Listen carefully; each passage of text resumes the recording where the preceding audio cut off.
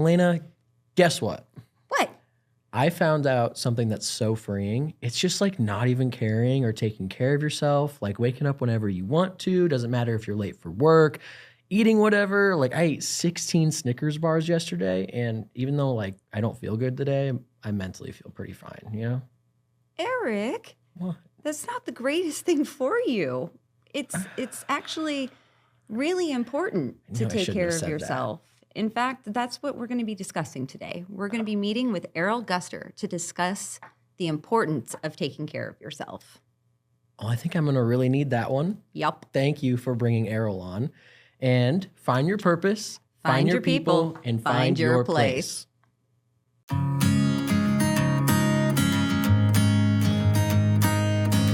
Welcome back to the Principal Choice Podcast. On this episode, Errol Guster is joining us to talk to us about the importance of taking care of yourself. I know I sure learned a lot from this episode today, and I know you will too. Thank you for joining us on this episode, Errol, talking about taking care of yourself and the importance of it. When you notice someone that is kind of getting in that rut, they're starting to not focus on themselves as much and just get maybe a little bit frazzled, what are some of those things that you may notice or tips you give them to start getting into the process of taking care of themselves again? Well, first and foremost, thank you guys for having me. I really appreciate it. Self-care, positive affirmations is something that I strongly suggest with anybody. One of the things that I do on a daily basis, regardless of the situation, if I wake up feeling well, if I wake up not feeling so great, I always go to the bathroom, I get the cold rag, I wipe it on my face, and I say, today is going to be a good day, okay? Because you've heard the saying, I woke up on the wrong side of the bed, okay? And a lot of times what happens is we wake up on the wrong side of the bed and we say, today's going to be a bad day. It's not the fact that it's a bad day. It's we made it that way. Is we told ourselves it's going to be a bad day. At the end of the night, you're like all frazzled, and guess what? It was a bad day. It didn't have to be a bad day. That's why I say start off with those positive affirmations, whatever it is. I always say today is going to be a great day, regardless. Okay? And you said, what kind of things do I notice from people who are frazzled or having an emotional day or whatever? That's what I notice, is we wake up and we say today is going to be a bad day, and we make it a bad day. Okay? If you had a bad phone call, guess what? It's not about it's not about you. It's about those folks that are on the other end of the line. And I know that's the theme of it that a lot of folks get, is that they had a bad phone call or somebody wasn't listening to them when they were trying to give them instructions or give them some help or whatever. You tell yourself that today's going to be a great day, regardless. Those kind of things, if you remember them, won't hit as hard as if you said today's going to be a bad day. Does that make sense? 100%. Yes. 100%. Yes, absolutely. I completely agree. It's very easy to just get into the bad day mindset, especially when, it could be one inconvenience, which we get. We're allowed to be irritated by inconveniences that happen throughout the day or something hard. But it's really important to also look, there's 24 hours in a day. That took 30 seconds of your time. Are you going to focus your entire day on 30 seconds or on the other 23 and change that you can focus on to make that difference and that change? I think, and that's kind of how it is as humans. We can have 10 positive things happen and one so-called negative thing. Guess what we're focusing on the rest of the day? That one negative thing that happens. And it's like that almost universal, is we focus so much on the negative and not enough on the positives. So that's why I say if we can get our mindset on the positive things that happen throughout the day, then we won't have these 30 seconds of that's all I'm focusing on is that bad thing that happened, and now I'm stuck in that mindset. Yeah. Of course. I'm right there with you. I have to remind myself of that because it's easy to get down into that spiral and just get that negative mindset and just stay in it. It's really hard to kind of climb out of that hole when you've started. So I think recognizing that and being able to say, nope, don't go down that. That's not where we want to go. Let's pivot and redirect and kind of move forward there. Right. When you have people who kind of are a little bit more, I wouldn't say pessimistic, but a little bit more of a glass half full or half empty, where it's really hard no matter what you need to do. You try and, help them, give them that lift that they need, but they always end up finding that kind of way to go down a little bit more and still have that negative viewpoint. What are some ways that you've been able to communicate with people to kind of stop that negative mindset? Or I shouldn't say stop, but try and redirect that negative mindset. I'm glad you said that at the end, because that's what I was thinking was redirect. And I don't tell people what to do. And I say this all the time. I can't tell you what to do. I can strongly suggest things. And so what I do is explain to me what you just said. So then they'll start explaining to me. And I said, how does that sound to you? And then if they start saying, well, it sounds really negative, I said, yeah, there's a good possibility a lot of what you said is negative. It's almost like that stinking thinking, And I say, okay, so how do we get around this stinking thinking? Okay, and it gives people the opportunity to think on the other spectrum instead of all of this negative stuff. And no matter what I say, it's going to be negative. Okay, well, what else can we do besides the fact that it's a bad day, or you had a bad phone call, or, the sun isn't shining today? What other things can we think about that may help you think more positive? Okay, so it gives people the opportunity to, okay, well, I can't really think of nothing. Okay, well, good. Great. Now we're going to make a list on what things you do that make you happy. And then a lot of times people will come up with lists like 15 things, and it's almost like redirecting them, guiding them. They had it, but when you're negative, you're not thinking about the positives.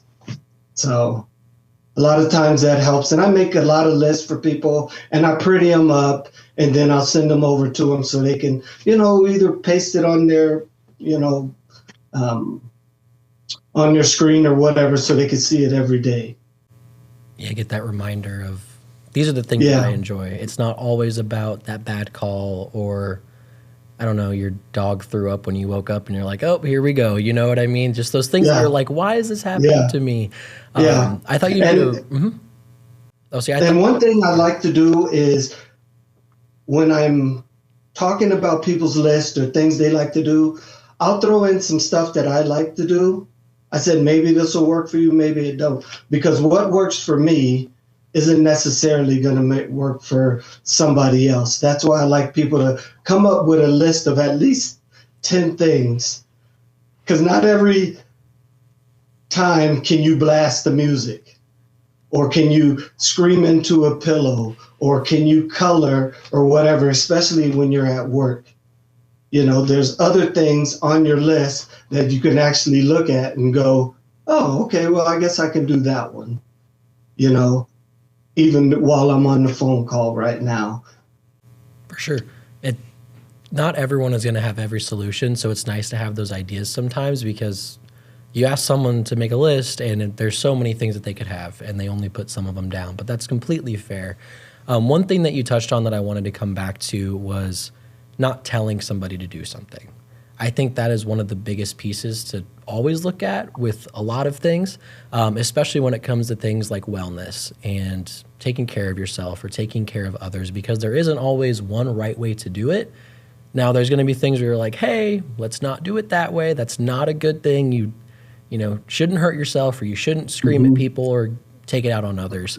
Yeah. But when you are going through those ways, and when you've dealt with conversations in that way where you're saying, I'm here for you, I'm your friend, I'm not necessarily like your boss or something like that, I'm here to support you. What have been some very large changes that you've seen that maybe you can speak on with others that you've had the chance to help? I just got a call today, and I made some time for somebody that wanted to give me some positives of what they've been up to lately. And it was nice to hear that some of the stuff that we had discussed, they're putting into action. And it ended with, and it's really helping. It wasn't something, and the funny thing is, it's not something that I made them do, like you said, or I told them that they need to do. It's stuff that they thought of themselves. We just put it on paper, and a lot of times we don't realize that. It's like we got it in us. We just need somebody else to possibly pull it out of us, and then once it's pulled out and it's put on paper and you can see it every day, then you can use it. And a lot of people are like, thank you so much for giving me that list. I'm like, that's your list. You came up with that. You had that in you all along. And I'm so glad that you're using it now.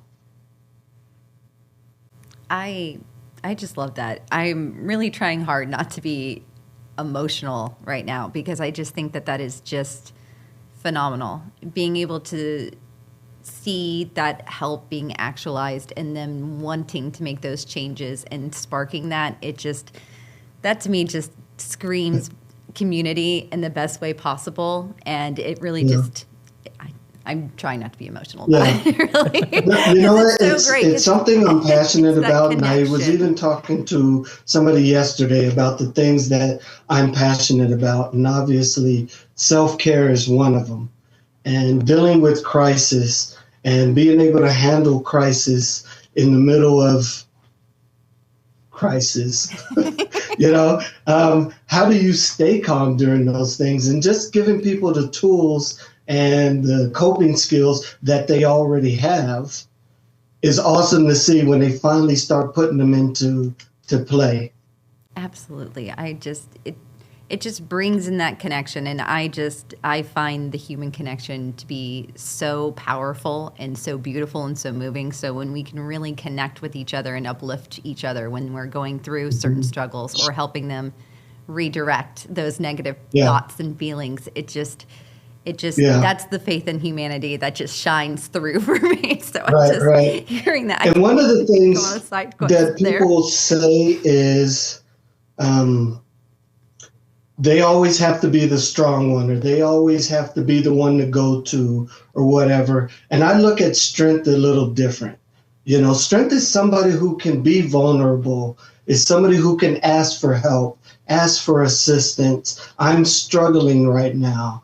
And that is super awesome. And then when we can get somebody to that point, that's when you can really start pulling those tools and coping skills and all of those things out of them so they can start using them on a regular basis. Agreed. That's a tipping point for sure. It's really hard for a lot of people, including myself, to get to that point to say, I need help. Mm-hmm. It's really difficult. And once you break that barrier, though, it's everything, I feel like, tends to get easier. Mm-hmm. I'm not going to say it is easy, because it's still going to be difficult, but being vulnerable just makes it a little bit easier to handle and a little easier to get support on. To shift the conversation just a little bit, we've talked a little bit about starting your day off right, taking kind of accountability for what's going on, looking at the positive things. But I know, it's every year we get into this aspect where we're like, oh, we want to look right for the summer and we want to like feel physically good and do all of these things. And I know those do tend to tie in a little bit together. But what are some tips that you give someone who says, you know, I want to get up and I want to move around? Maybe not become a bodybuilder, but I need to feel more fit, more active. What are some of those initial tips to keep going after they start too? Well, this is one I share all the time. So there's a difference between motivation and discipline. Okay. So motivation is what gets people to call me and say, I really want to work out and I want to get in shape and I'm ready for the summer and I want to have the bikini and swimsuit body and all this other stuff. That's what gets you thinking and hyped up and ready to go. But it doesn't get you in the gym. Okay. Or it doesn't get you moving. It's discipline that does that.